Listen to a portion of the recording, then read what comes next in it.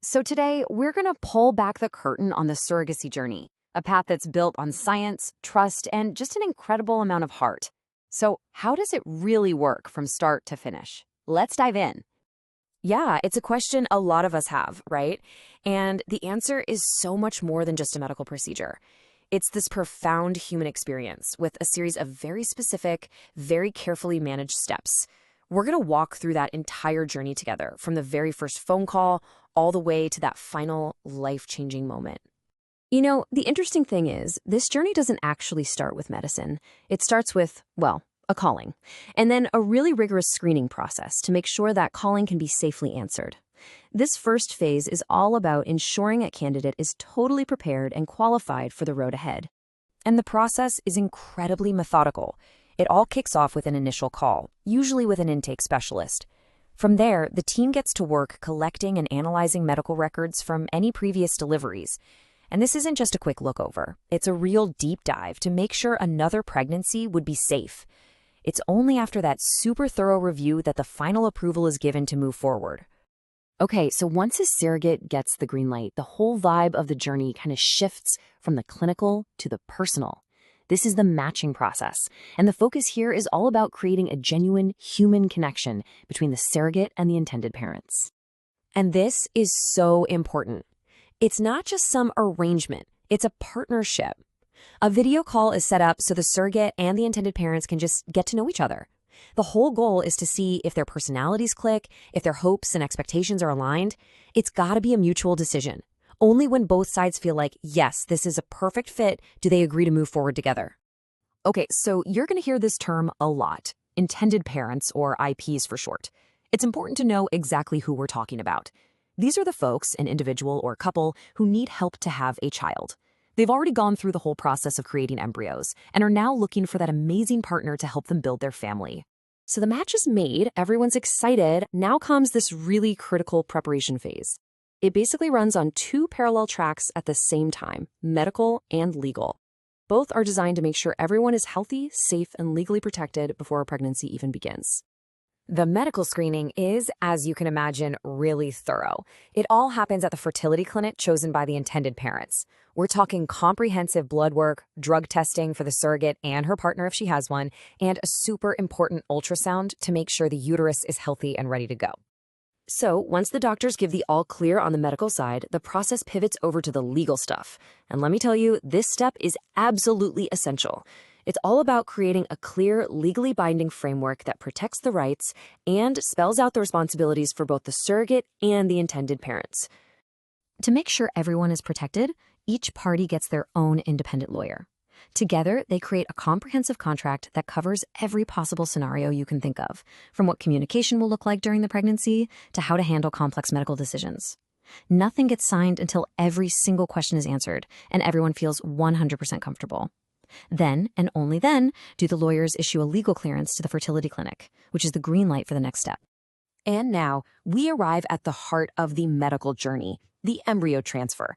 This is that moment where science, hope, and incredible precision all come together in one room.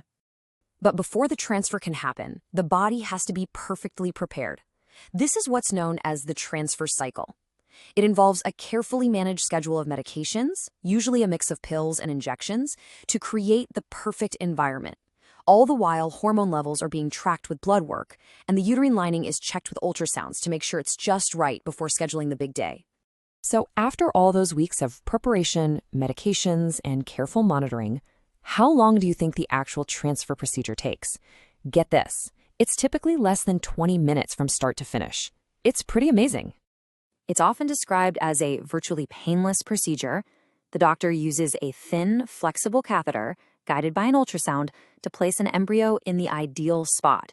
It's a simple, quick, and gentle process that, just happens to hold the potential to change multiple lives forever. But wait, the work isn't quite done. Those first 48 hours are critical. They're all about giving the embryo the best possible chance to implant. That's why strict bed rest is usually recommended right after the procedure. It's a quiet, hopeful time of waiting. If that transfer is successful, the next big phase kicks off, a 9-month journey that, for the most part, looks a lot like any other pregnancy, but with this really unique and powerful partnership at its core. So how do they know for sure that it worked? Well, it all comes down to blood tests that measure a hormone called HCG.